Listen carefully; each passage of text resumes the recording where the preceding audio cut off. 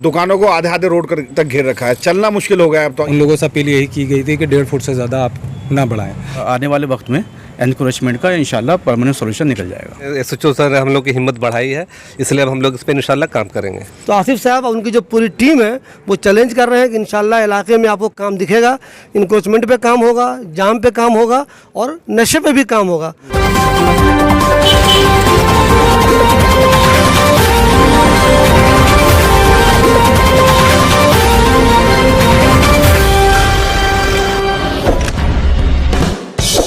हम सब जानते हैं कि ओखला पढ़े लिखे लोगों की वजह से बहुत ज़्यादा मशहूर है, लेकिन इसके बावजूद यहाँ बहुत ज़्यादा परेशानियाँ भी हैं। इंक्रोचमेंट, जाम, रोड पर कब्ज़ा और नशा तो वैसे हर दौर में ओखला में रहा है, लेकिन फ़िलहाल कुछ दिनों में नशा ने ख़तरनाक रूप धारण कर लिया है। आए दिन नशा की वजह से कुछ ना कुछ ऐसा हो रहा है जो लोग घबराने लगे हैं, कहीं नशा के चक्कर में हमारा घर भी तो नहीं बर्बाद हो जाएगा, कहीं हमारे बच्चे भी तो किसी नशेड़ी के चक्कर में नहीं आ जाएंगे, या जो लोग नशा करते हैं वो कहीं हमारा या पूरे समाज का कोई बहुत ज़्यादा नुकसान तो नहीं कर देंगे। इस सिलसिले में हर कोई अपने अपने तौर पे चिंता व्यक्त कर रहा है और कोशिश कर रहा है। पिछले दिनों RWA D ब्लॉक अबुल फजल इनकलेब के कुछ लोगों ने शाहीन बाग SHO से मुलाकात की। वहाँ उन्होंने इंक्रोचमेंट को लेकर, जो जाम लग रहा है उसको लेकर, नशा को लेकर और आए दिन जो इलाके में चोरियां हो रही हैं उसको लेकर बहुत सारी बातें की। हम SHO साहब से जो मिले वो इंक्रीमेंट को लेकर, और जो ये अभी बहुत जल्दी ज़्यादा आपने देखा होगा बच्चों में कई सारे मौत भी हुई है नशे को लेकर वाकई बहुत लोग परेशान हैं। और जो जवान तबके में नशा फैला है उससे लेकर हर आदमी हैरान है कि भाई ये नशाखोरी रुकनी चाहिए इसको लेकर। और ये इंक्रोचमेंट जो रातों को लोग चाय की दुकान पर और इधर उधर जो बैठते हैं उसको लेकर हमारी बहुत सारी तफसील से बात हुई SHO साहब से। हमने SHO साहब से एक एक बात को बताया कि भाई इसी तरीके से परेशानी है इलाके में और इसको पुलिस ही कंट्रोल कर सकती है। ऐसे हमने बताया उन्हें कि एनक्रोचमेंट जो लोगों ने गाड़ियाँ, यही पता नहीं है कि कौन सी गाड़ी किस इलाके की और कहाँ खड़ी है, और दुकानों को आधे आधे रोड तक घेर रखा है, चलना मुश्किल हो गया है अब तो। ये हालत हो गई है कि चलना मुश्किल हो गया। ठेले वाले जिसने एक जगह कहीं लगा लिया, या समझ लो कि उसने वो रास्ता ही खरीद लिया। तो हमने बहुत सारे इशू पे बात हुई और उनसे हमने कहा कि भाई ये एक तो चाय की दुकान जो आजकल मैन आप देख रहे हैं कि एक फैशन सा चल गया है कि रात को 2-2 बजे तक 3-3 बजे तक चाय की दुकानों पर जवान लड़के बैठे हुए हैं। तो हमने उनसे कहा कि चाय की दुकान का एक टाइम होना चाहिए, 11 बजे मैक्सिमम पर एक टाइम होना चाहिए, 11 बजे के बाद कोई चाय की दुकान नहीं खुलनी चाहिए। उन्होंने हमें आश्वासन ही नहीं दिया, उन्होंने कल इसका एक्शन भी दिखाया। रात A से D ब्लॉक में पुलिस ने गश्त भी किया और दुकानें भी बंद कराई चाय की। आमतौर पे होता है, जैसे आप गए पुलिस वाले से मिलने, आपके साथ कई लोग गए, फिर अपने वहाँ पे फ़ोटो भी खिंचवाई, फ़ोटो फेसबुक पे आ गई, अखबार में भी आ गई, अभी हम आपका इंटरव्यू भी करेंगे। लोगों को लगता है कि आसिफ भाई या दूसरे लोग बहुत काम कर रहे हैं, तो क्या वाकई में काम होता दिखेगा या वैसे ये चीज़ें वैसी रह जाएगी? पुलिस से मुलाकात हो गई, फ़ोटो खिंच गई, काम दिखेगा, लोगों को नज़र आएगा कि अबुल फजल में ख़ास तौर पे D ब्लॉक में जिसको रिप्रेजेंट करते हैं आप, उसमें इंशाल्लाह असर दिखेगा। देखिए हमारा मकसद, हम यकीन से मतलब ये बात कह रहे हैं, अल्लाह जानता हमारा, ना हमारा मकसद कोई फ़ोटो खिंचवाना है और ना ही हमारा मकसद कोई दिखावा करना है, और ना ही इस मैटर पे हमें नेतागिरी करनी है। हमारे बच्चों का मुस्तकबिल का मामला, हमने ये काम दिल से किया और हम इसको पुलिस को किसी भी कीमत पे पीछा नहीं छोड़ेंगे। पुलिस का इसको फॉलो करेंगे, हम बिल्कुल नहीं छोड़ेंगे। ये नहीं कि आज हम फ़ोटो खिंचवा के आ गए और फेसबुक पर चला दिया, लोगों ने देख लिया। इसको हम आज का आप डेट लिख लो, ये इंटरव्यू जो आप हमारा ले रहे हैं, जो भी बात हमसे पूछ रहे हैं, आप हमें 1 महीने बाद फिर A से D ब्लॉक में आप जाके दुकानों पे लोगों से सलाह बात करना और उनसे पूछना कि 1 महीने में कुछ बदलाव आया नहीं, उसके बाद फिर हम आपको दूसरा इंटरव्यू देंगे इंशाल्लाह। आसिफ भाई जी मुझे बताइए, ये जो रास्ता है, ये इलाका धीरे धीरे माशाल्लाह बहुत अच्छा मार्केट हो गई पहले के मुकाबले। हम जानते हैं कि यहाँ जो दुकानदार हैं उनमें से जिनको आप कहेंगे जाकर कि भाई तुमने जो बाहर निकाला हुआ है वो हटाओ, इसको अंदर करो, अपनी जो तुम्हारी हद है उसी में रहो, क्या पहले कभी कहा आपने? और आपने कहा तो क्या दुकानदार मना करते हैं या नहीं करते हैं? और आप कहें तो क्या वाकई में वो लोग हटा लेंगे या नहीं हटाएंगे? नहीं, दुकानदार मना तो नहीं करते हैं, और जब कहते हैं तो थोड़ा सा हटा भी लेते हैं, लेकिन परमानेंट नहीं करते। आज हम क्या कहें हटा लेंगे थोड़ी देर के लिए, फिर वहीं रख लेंगे। तो इसके लिए हमने MCD में भी एप्लीकेशन दी है, वो आपको हम दिखा देंगे। MCD में भी हमने बहुत लंबी चौड़ी एप्लीकेशन दी और हमारी MCD के DC से भी बात हुई है, और उसने बाकायदा हमें, मेरे पास मैसेज भी है, जो उसका मैसेज आया उसने यहाँ का जो LI है उसका भी नंबर दिया, और उन्होंने भी पूरा आश्वासन दिया कि हम इसमें पूरा आपको कोऑपरेट करेंगे। और हम दुकानदारों से, हमारी कोई दुश्मनी नहीं है, दुकान वालों का भी फ़ायदा है इसमें कि वो रास्ते को चौड़ा रखें, और हमें यकीन है कि दुकान दुकानदारों से पहले हम प्यार से ही कहेंगे, वो मान लेंगे तो इससे अच्छी कोई बात ही नहीं है। जो बातें हुई हैं वहाँ पे, उनमें से सबसे आसान क्या लग रहा है इलाके में? कौन सा काम है जो सबसे आसान और पहले हो सकता है? नहीं, सबसे ज़रूरी है जो नशाखोरी है। मैं भी यहाँ अक्सर 11 साढ़े 11 बजे गुजरता हूँ तो लिखते हैं बच्चे जो है उधर नौजवान 16 साल के 18 साल के बच्चे, और नशा भी अजीब अजीब, मतलब रुमाल में पता नहीं क्या, मैं देखा एक दिन कि वो रुमाल में पता नहीं क्या वो लिक्विड डाल के ऐसे ले रहे हैं। अब उनसे बोलना भी मुश्किल है, वो लड़ाई करने लगते हैं। इस मैटर पे मैंने उनसे बात किया तो उन्होंने बोला कि हाँ मैं इसको मैं ख़त्म करूँगा। तो सर ये बताइए, आमतौर पे लोग कहते हैं, बहुत से लोग हैं जो नशा पे काम करना चाहते हैं लेकिन वो डर रहे हैं कि वो ब्लेड मार देगा, चाकू मार देगा, या हो सकता है जो ड्रग पेडलर हैं वो ज़्यादा पैसे वाले हैं, वो हमारा नुकसान कर देंगे। तो ऐसा अगर हर कोई सोचता रहेगा मान लीजिए, तो फिर RWA का क्या फ़ायदा होगा? कुछ ना कुछ एक्शन तो लेना ही होगा इन लोगों के खिलाफ। नहीं, पुलिस ने आश्वासन दिया है कि सिक्योरिटी के लिए जो हम लोग हैं, कुछ भी ऐसा हो तो हमें कॉल करेंगे, मैं फ़ौरन आ जाऊंगा। इसलिए हम लोग, पुलिस ने, SHO सर ने हम लोग की हिम्मत बढ़ाई है, इसलिए अब हम लोग इस पर इंशाल्लाह काम करेंगे। लोग कहते हैं कि जो दवा दुकानदार हैं अपने इलाके में, पूरी जामिया नगर में, उनके यहाँ भी कुछ चीज़ें ऐसी मिलती हैं जो नशा में काम आती हैं।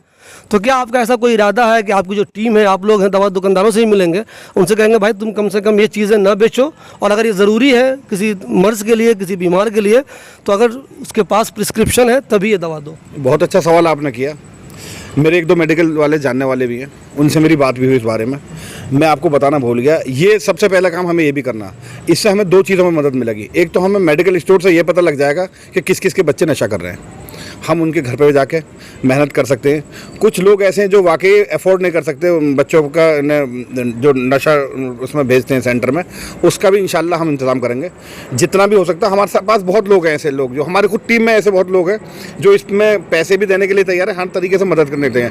ये आपने बहुत सही कहा कि मेडिकल स्टोर वालों से जानकारी मिल सकती है कि किस किस के बच्चे, बहुत से लोग वाकई ऐसे हैं जिन्हें पता नहीं है कि उनके बच्चे नशे में मुब्तला हैं। तो हम मेडिकल वालों से भी अपील करेंगे कि वो हमें बता दें और उन चीज़ों को ना रखें। कुछ एक मेडिकल वाले ने बताया कि रात के टाइम में आते हैं, वो वाकई डर के उनको दे देते हैं। वो इस हालत में आते हैं कि उनकी मजबूरी बन जाती है कि वो दे देते हैं उनको, या तो इनका भी फिर टाइम करना पड़ेगा कि मेडिकल स्टोर का भी कि भाई आप भी टाइम से बंद करो, जिससे कि वो लेट नाइट नशा करने वाले जो हैं वो फिर उसमें आना बंद हो जाए। दूसरी मदद इसमें ये मिलेगी कि हम निशानदेही कर सकते हैं कि किस किस के बच्चे इस नशे की लत में पड़े हुए हैं, तो उनके घर से प्रेशर बनाया जा सकता है। उनसे मिल के समाज में किसी को बुरा नहीं समझना, बुराई आदमी के अंदर आ जाती है, चली भी जाती है, तो इसलिए उन पर मेहनत करने की और काम करने की ज़रूरत है। इतने बड़े अभी नहीं हो, छोटे छोटे बच्चे हैं, वो समझ जाएंगे इंशाल्लाह, उनके लिए। देखिए आसिफ साहब, खास बात ये कह रहे हैं, गौर करने वाली, आमतौर पर जो नशा का मामला है, बहुत से लोग फेसबुक पे लिख रहे हैं कि मैं ये करूँगा, मैं वो करूँगा, नशा हटना चाहिए, नशा ख़त्म होनी चाहिए, लेकिन एग्जैक्ट वो एक्शन क्या लेंगे ये कोई नहीं बता रहा है, ना कोई नेता बता रहा है। लेकिन आसिफ साहब एक खास बात ये कह रहे हैं कि मान लीजिए किसी का बच्चा नशा मुक्ति केंद्र गया, वो आदमी गरीब है, उसके पास पैसा नहीं है वहाँ देने के लिए, तो इनकी टीम या इनके लोग जो हैं ये तैयार हैं, उस पर जो खर्च आएगा वो ये लोग बर्दाश्त करेंगे। जी है ना? इंशाल्लाह, बिल्कुल ज़रूर। अगर किसी का भी हम आज ही, हम ये हवा में बात नहीं कर रहे, 1-2 बच्चों को तो हम आज ही कर देंगे। अगर कोई हमारे पास आपके थ्रू भी आएगा कोई, तो हमारे पास लेके आओ, जो खर्च आएगा पहले शुरुआत हम 1-2 बच्चे की अपने आप से ही कर देंगे, उसके बाद किसी और के पास जाएंगे। ई ब्लॉक के बारे में लोग कहते हैं आमतौर पर कि अबुल फजल का सबसे बेहतरीन इलाका है ये, जमात इस्लामी के राइट साइड में होने की वजह से, जमात इस्लामी बिल्कुल करीब होने की वजह से, जमात इस्लामी जैसी जगह पे आप बिल्कुल उसके पास में है, यहाँ पे बिलाल मस्जिद है, बहुत ख़ास इलाका माना जाता है। मस्जिद के आसपास भी इंक्रोचमेंट लोग कर लेते हैं, तो इस पर कुछ ख़ास एक्शन की तैयारी क्या है आप लोगों की? नहीं, देखिए, एक प्लान हमने बनाया हुआ है, उसमें यही था कि पहले तो हम लोगों के पास जाएंगे, दुकानदार के पास, हॉकर्स के पास जाएंगे, उन्हें समझाने की कोशिश करेंगे कि भाई आप एनक्रोचमेंट ना करें, रास्ता रोकने की कोशिश ना करें। जब वो नहीं मानेंगे तो फिर सख्ती वाले भी हमारे पास ऑप्शंस हैं, जिसमें MCD के पास हमने एप्लीकेशन दी है, पुलिस के पास भी जा शिकायत जो है वो दर्ज करा दी गई है। देखिए इंशाल्लाह आने वाले वक्त में एनक्रोचमेंट का इंशाल्लाह परमानेंट सोल्यूशन निकल जाएगा। स्टार्टिंग में यहाँ से करूँगा कि हम लोग 2 बार अपील कर चुके हैं मार्केट वालों से, हम उन्हें नोटिस भी दे चुके हैं, रिटर्न में पेपर दिए थे हमने। उन लोगों से अपील यही की गई थी कि 1.5 फुट से ज़्यादा आप ना बढ़ाएं। इंक्रोचमेंट हो रही है, बार बार अपील भी कर रहे हैं, हम भी नहीं चाहते किसी का नुकसान हो, लेकिन ये भी नहीं हो क्योंकि पब्लिक की डिमांड है, पब्लिक चाहती भी है, हमारे मैनिफेस्टो में भी था। हम चाह रहे थे, हमने अपने मैनिफेस्टो के 90% काम कर दिए हैं। एक ये हमारा सबसे बड़ा मुद्दा था, हम इस पे भी काम करना चाह रहे हैं। साथ साथ बात आपने चोरी की कही थी कि चोरी के ऊपर हमारी एसएचओ साहब से बात हुई थी। आसिफ साहब ने जब बात रखी थी एसएचओ साहब के सामने, तो उन्होंने बताया कि हमने इलाके में 80 कैमरे अभी इंस्टॉल कर रहे हैं। आपने देखा होगा येलो वाले पोल लगने जा रहे हैं, वो हाई डेफिनेशन कैमरे लग रहे हैं इलाके के अंदर, और उसके अंदर आपकी गाड़ी की जो है एआई सिस्टम लग रहा है। वो पूरी सिक्योरिटी के हिसाब से पूरी जितने भी एंट्रेंस और एग्जिट हैं, सबसे पहले स्टार्टिंग हमारे ए से डी ब्लॉक के हुई है, और इंशाल्लाह ताला इससे फ्यूचर में बहुत फ़ायदा मिलेगा, क्योंकि जो दिल्ली गवर्नमेंट के कैमरे लग रहे हैं वो ब्लर आते हैं, उसमें सही से चीज़। ये सेंट्रल गवर्नमेंट का प्रोजेक्ट है, खास तौर पे ये औरतों के लिए लग रहा है। महिलाओं के निर्भया जो फंड है उसमें से इसको बनाया गया, उसके लिए हो रहा है। पूरी दिल्ली में लगभग 11,000 कैमरे लग रहे हैं। फैसला, मेरा एक सवाल आपसे ये है, जो पुलिस वाला होता है वो कंफर्म है कि जो इंक्रोचमेंट वाले होते हैं, जो दुकान लगाने वाले, ठेले वाले, उनसे पैसा लेता है वो। एसएचओ ना लेता हो, छोटे लेवल का आदमी पैसे लेता है उनसे, ये फिक्स है। वो नेता उन्हें इसलिए नहीं भगाता है कि उसको उनसे वोट लेना है, चाहे वो कोई नेता हो, उसको वोट लेना है, तो इसलिए वो उसको भगाता नहीं, डांटते हैं। जबकि इस इलाके में ऐसे नेता हैं, जब चाहे उन्हें मार के भगा दे, भाग जाएंगे वो लोग। लेकिन आप लोगों को किसी का वोट का लालच भी नहीं है, ना आपको कोई पॉलिटिक्स करनी है, तो आप लोग सख्ती उन पर कर सकते हैं। तो क्या हम लोग आने वाले दिनों में ये उम्मीद करें कि अगर ये लोग प्यार से नहीं माने तो RWA, आप लोग, आसिफ भाई लोग, और लोग सख्ती भी करेंगे? सर देखिए, कल हमने बात करी, परसों बात हुई हमारी, लगातार जो बीट ऑफिसर हैं या यहाँ पर एसएचओ साहब हैं, उनको रात को फ़ोन किया जाता है कि सर आप बीट भेजिए, ये शॉप बंद हो गई हैं, ये नहीं हो गई हैं। फॉलोअप हम परमानेंट ले रहे हैं, मार्केट वालों से भी कह रहे हैं, अपील कर रहे हैं, लड़कों से बोल रहे हैं कि भाई चौराहों पे ना खड़े हों। निकलते बढ़ते जो हमारी टीम के मेंबरान हैं वो गलियों में निकलते हैं, रात में टहलने निकलते हैं, बहुत सारे लोग राउंड पर रहते हैं कि इस तरह की कोई हरकत नहीं हो रही हो, और जो यूथ है इस तरह की चीज़ों में ना पड़े। और चाय की दुकानों पे जो बैठ रहे हैं, चाय की दुकान वालों से भी सख्ती करी जा रही है कि आप बाहर ना खड़े करें, लड़कों को अंदर खड़ा करें, क्योंकि लेडीज़ को निकलने में भी प्रॉब्लम होती है। जो हमारे पास फ़ोन आ रहे हैं पब्लिक के, या हमसे कहते हैं कि इतनी भीड़ हो जाती है, लोग बाग निकल नहीं पा रहे हैं, तो वो पब्लिक का भी हम पे प्रेशर है, ऐसी बात नहीं है। हम भी खुद भी करना चाहते हैं, लेकिन साथ साथ दोनों पब्लिक भी मिलकर हमारे साथ आई है। जब भी उन लोगों ने हमें साइन करके एक साथ दिए हैं और हमने आगे पहुँचाए। जब से हम लोग RWA में आए हैं, हमारी पूरी टीम RWA में आई है, तब से लगातार हम लोग इस मुहिम को चला रखी है। सबसे पहले हमने एक पम्पलेट छपवाए थे अपील के लिए, जो एनक्रोचमेंट है, और जो चाय की दुकान है, दुकानों वालों ने अपनी दुकानें जो आगे निकाल रखी हैं, हमारी पूरी टीम साथ निकली थी। सबको एक एक पम्पलेट सबको दिया था कि जो आपका जो आगे दुकानें निकली हुई हैं इन सबको अंदर करो।